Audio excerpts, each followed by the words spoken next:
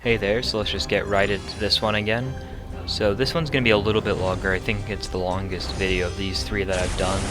This is the part 3. The first alliance that we're facing, actually the first two alliances, is both ISO 8A. We matched them twice, like almost back to back. There's like one more in between. This is Aggression and Fury here, so I don't want to like go too long without hitting him. I let him get up to 2, which is a bit of an issue, but I'm able to get those off pretty quickly. But something does go very, very wrong in this fight. And if you noticed, I went for the Power Start 1. I think I might have put on Skill Boost as well, so that I can like try to cycle some SP2s really well. Yeah, I have a Skill Boost on here. So I got almost 50% of his health off in one go. And you don't want to do too much hitting with Falcon when you're not locked on, as your damage is just a lot lower. Which is fine, because he has a special 1 here, but now he's up to 2 Furies, he's almost at 2 bars of power. And in Masters Alliance War, you don't want to try to dex someone like Immortal Hulk's SP2, because if you get hit by that, you're stunned, it does a lot of damage, he built rage stacks, and he gets up to 6 here. And I'm getting close to my corner, and I'm just like, if I get tagged at all, that's really gonna hurt. I'm at my wall now, which is never where you want to be in a fight. And he had rage stack, not rage stacks, he had his fury stacks, he has his SP1, and I am just worried that I was gonna get clipped dexing and the game was gonna like mess up, because this was around when the game was having a lot of dex issues as well. But it went fine. That was the only fight for that section, so I used my energy, I get up to that fury, and then it's section 2, and neither of these fights quite go as planned. This one goes a little bit better. It's Ebony Maw with Torch. This was actually a really fun war because I didn't have to bring Quake. It's Ebb and Flow Intercept, so you want to try to get an intercept off if you can. I really didn't have to because Torch's damage is high enough with Nova Flames, or just normal Incinerates honestly, to like not worry about that, but right there I go for a light intercept. And someone told me afterwards that Maw has really weird spacing on it, and they told me what I did wrong, so I haven't been making that mistake in a while. But I messed up that intercept, so I'm almost at 50% health, and I trigger a dex right there, and I'm starting to bait it out, and because of the channeling, I believe he nullifies it, taking off another 20% of my health. So I'm now at 30% or 40%. But fortunately, I get on that I get on the intercept. He gives me a fury at the same time, and look how much that power sting did. It took off 30% of his health in a single explosion. And this is another Killmonger, but what makes this guy very annoying here is he has Mighty Charge. So I have power boosters on. I put on an invul in case I need to do anything dumb like push him to SP3. But with Ebb and Flow Intercept, he'll shrug off debuffs already with that. And then with Mighty Charge, any time that he dashes, he's going to remove my armor breaks. So he will be having reverberation, even though I'm using Cosmic Ghost Rider, who typically shuts that off. So I get up to it, and if you notice, because I wasn't able to get an intercept, I didn't even get a full bar of power, and because of Mighty Charge, he shrugs off the power lock, instantly resetting my judgments, so I accidentally triggered Dex. So now this special 2 won't crit at all, and so I'm going to try to bait out his SP1 before throwing it. I'm going to go in, I get that. I did realize it pretty early on that SP3, if I couldn't get intercepts, was going to be better.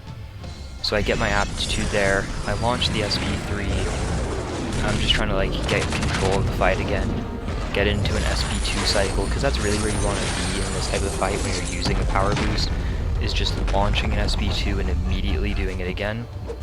And he instantly shrugs it off the power lock again, so I lose those armor breaks, taking a bit on the block, but I tried to go for a light intercept there, hoping that he would play into it. And if you notice again, I don't have the precision for this one. It still does a lot of damage, but I get no power because there's no crits. And again, I trigger my dex, but I think I'm about to get off an SP2 with crits, but I couldn't figure out, I guess, which judgment I had. It was the medium is what I had to do. So here, I'm going to get off one with my fury, getting off that SP2. I don't care about the power he's gaining. Look how much damage that does. Even with the damage cap, it did 14k on a crit. I'm doing a ton of damage here, So I'm trying to get up to one more SP2. Someone's gonna kill me in the comments over that one again. It's a very silly thing that I was doing in War last season, was chaining the heavy. You don't want to do that when they have Limber, basically. Moved up to Sasquatch, and now this is ISO 8A again, but in the second war of the season. This one I have to bring Quake. It's a kinetic transference Punisher. He's not like the hardest defender or with the most health, so it's a pretty easy fight overall. But you can't power control him with most types of power control. And then with kinetic transference, if he launches any special, he's going to be right up to an SP2 if not an SP3, and you just don't want that.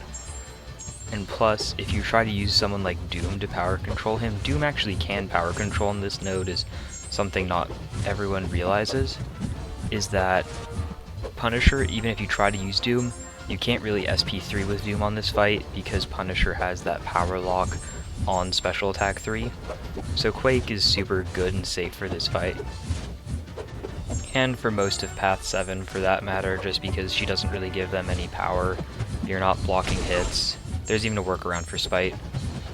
The next fight is not a Quake fight, but next fight, if it's the fight I'm thinking of, does not go quite to plan.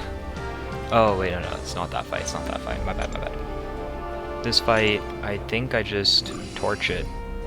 I probably could have even quaked it, I don't quite remember the notes exactly on this fight. It's nothing too crazy. I think I just... Oh wait, no, that's right, this one actually is crazy. It's the Vivified Brute Force node.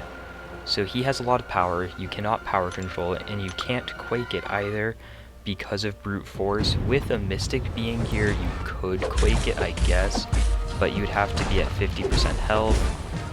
But this is Torch with Nova Flames. This Maw, unlike the last one we just torched, doesn't have any like damage caps. So by the time he's at SP2, he's at 60% health. I'm just going back in, and I have that invul so I can eat that SP2 or SP3 in the face. But he gets to SP2, I'm just gonna block it. Doesn't even do 10% damage. Gives me a couple smolders. It's gonna do more damage to him than it does to me. I get up to my SP2 so I can stun him and just finish him out while the animation plus stun time is going. It's a way I just like to finish fights with him. This Quake fight is just boring and long. As I stated in the first one, I just hate Quaking Rage personally. Like, it's easy enough, it's just a normal Quake fight, but it just feels annoying having your damage reduced on Quake. Like, it's not reduced by much depending on the champ, it's just frustrating, that's all. But I've got some videos that I'm working on that should be out soon. Some like just, you know, getting the channel up and going ones, like some more things about me and my plans for the channel, what I'm looking to be doing with this channel. Also some like, you know, just fun ones like account tour, maybe some highlights of some champs I like. Like, I want to do a spotlight for Falcon because if you're in any line chats that I'm in, you know that I'll like fight for Falcon with a couple people that I like. That I'll fight for a while for Falcon because I think he's a little bit slept on still, but so I have some plans to release some videos on champs like Falcon that are like good, but people either like overrate or underrate. Like, some people overrate Falcon, making other people underrate him out of spite. It's a weird thing. This next fight is a lot of fun. It's Dragon Man with Torch. So he's going to go up to his SP2 very quickly, but the SP2 is pretty easy to bait and to block, and even to dex. Like, none of Dragon Man's specials are like too hard to avoid. His SP1 just takes up a lot of ground, but it does literally no damage on the block, and if you run willpower, you literally heal from it, so it's very easy. This Dragon Man is just going to absolutely get rinsed. I like dodging that first part of Dragon Man, and sometimes the tail spin, as those do like the most damage, I think. And then I just block the middle parts, which is still like 3 or 4 smolders for almost no damage. If you fight him on the stun immune node, always make sure to take hits on the block against Dragon Man, because that's how you improve his power gain, stun immune. And the same principle I'm here going to do, I think. I'm just going to launch the SP2. During the animation, your incinerates are just ticking, and he drops. And so I get to take a mini-boss here with that Magneto of mine. It's the Section 2 mini-boss of 4 through 6. It's basically the same nodes as that Killmonger, so it's Mighty Charge, Ebb and Flow Intercept, but this one has an Armor Break node, which you can actually use to your advantage, but not really for Magneto, as he just has a 70% chance to turn it off, plus perfect block. I'm not really taking much damage in this fight. I went for the Power Start 1 just because I knew if I could land an Intercept right before my Special 3, I don't need like 50 prowess or anything. Magneto does more than enough damage by himself, so I'm just trying to get up to like 30 prowess, land an Intercept, and then launch my Special 3. I probably could have gone without the Power Start 1 boost, but I wanted to use a 3-minute boost because we have all those compensation packages. I still have like 30 in, I swear, like 30 in overflow and stuff, so I was just using the boosts I don't normally use because I Quake a lot, so Invul is the one I use the most. And here I'm just like fishing for an Intercept is all. I lose my prowess, which is like, this is where like it's clear that I didn't need my my Power Start 1 because I end up doing the normal like 10, 12 heavies with Magneto. So I probably shouldn't have used that boost, but it's not really a waste because it would have just been sold in my items anyway. I just hold my heavy when he's far away while he was knocked down from a previous one because he can't really like dive in at me, and even if he could, you can just launch SP3 before that. It does 90,000 damage on base, and that's the weaker part of the hit because he is not a bleed immune champion. Oh, where's this? This is against Kenobi here, which is another very, very famous War Alliance. Obviously, they won like, what, 15, 20 seasons of Alliance War. I wasn't expecting this fight to be hard, which I don't necessarily think it is the hardest fight, but I just had things just go sideways for me. I swear it always happens for me for some reason.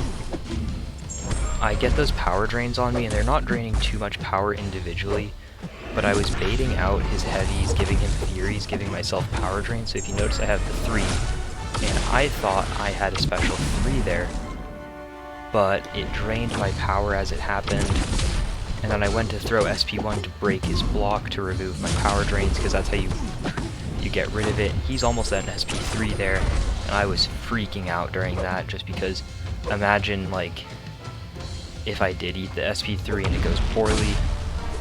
I was able to nullify his power gain again through his block, but his Mystic Dispersion takes him to Special 3, because when Doom nullifies a power gain buff, you get a power gain buff, but it's a very short one. But fortunately, Mordo hits very, very weak. So I'm just going to launch this special attack like whenever I can, I think, which will remove the power suppressions from me, allowing me to gain power again. I'm just trying to get him to do anything. And again, he just goes straight into holding his block. But I'm able to land the heavy, and he comes back up without holding block, but he has to hold block for a second before he's not block breakable. But so I got into the rhythm for this fight a little bit, realizing that Special 3 was just going to be hard, bait out less heavies. But when I came out with half health, I was really mad because that shouldn't be a fight you're losing too much health on. This is now Section 2, which is where it gets very interesting for me in this war. I healed up Doom off camera. I waited for my boost to fall off because it's always cheaper to heal, but again, I'm using like those 14k potions from the compensation. So this one just lowers your damage, but Doom still hits 8k heavies with his lowered damage. So I launch that, I nullify all of his stuff, I remove my weaknesses, I get some staggers on him, and the fight's pretty much over. I'm just going to go for my Special 3 here. I give him 2 bars of power, I launch my Special 3, get the bonus damage, and then from here on out, it's basically a standard Doom fight. I'm just going to go in, I get my SP2, I launch it, and I think he just dies from the incinerate damage because you're Doom. It's just what these types of fights are with Doom, right? Like, it's Alliance War with a rank 3. Look at my PI, I have 12k less than the Defender. Look at those incinerates, they're doing 1500 a tick times 3, and a tick is every half second. It's an absurd amount of damage, but this fight right here. Most of the Quake fights, in my opinion, are very, very boring. This fight was semi-boring to participate in, but to watch will be, I think, kind of funny. So if you notice, I didn't boost the biggest. I don't have like the biggest stash of boosts in the world. And so I was like, this fight, let's just say he gets power gain for some reason, like I block a hit or two, I launch a heavy. So it has Rich Get Richer and Buff and Balance Weakness. Those are the main two we have to worry about. Buff and Balance Weakness, if it's like those previous two fights. If he gains a buff, doesn't matter if it's the same buff or a unique buff, I get a moderate weakness. It was like 15%, I think. And then Rich Get Richer is whoever has more buffs. So that, I accidentally parry, and Super Scroll, whenever he even hits your block, he gains a Fury. Now, when I was doing the fight, I swear I did a dex on that, and I'm quaking without blocking, and he just throws a heavy straight away. Like, I wasn't blocking at all in that fight, just that one block, and he threw a heavy. And now he's about to do it again. He's going to come out of it. And I slow down the video for this because you can then see I'm not... Okay, right, I parry. He gets in a couple more. And he's about to do it again. Wait, no, I know he does it again. Because I know I end the fight with 4 weaknesses on me. And... again, that other parry I did, I don't think I hit the parry. I'm pretty sure I slid my finger, not tap. But like, you know, screen errors, human error, game bug, there's a lot of different little things that could have happened. But to do it twice in a single fight like that, it's kind of weird. And then again, without blocking for a previous like minute, he just throws a heavy, and I'm looking, I'm like, I already have 4 weaknesses on me. So that's at least like 60% damage reduction. Look how little my aftershocks are doing. From here on out, I don't think he launches any more heavies, but I'm doing 2,000 on the aftershock ticks.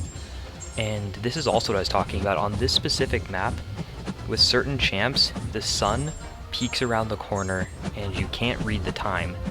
All I knew was that I had like 3 minutes left when he was at half health, but I had a ton of weaknesses on me, and so I was worried, will this start to come down to a timeout? And I'm 3 minutes into the fight, so on the old timers from like half a year ago, this is already a timeout, right? Actually, I guess it's a year ago now, over a year. This would have been a timeout on the old maps, and I'm still gonna need another 2. This is a 3.5, it's already a 3.5 minute Quake fight, and I still need another like 10 to 15 seconds of this before that happens. Like, I end on almost full health, but it is just such a long fight for like no reason. Like, the parry's fine, I'll say I probably did him. And then, you know, I had my Mr. Fantastic for pre-fights for this guy because he has a lot of power gain. Drop the pre-fights if you're assigned to. This is DSVG, another like pretty good alliance war. They finished 2nd, I believe, in this season actually. It's, you know, Suida's, Moonash, and Man Myth's alliance. Kind of ironic against Suida having to use, or actually I guess against Moonash having to use Quake. It's just a Quake fight.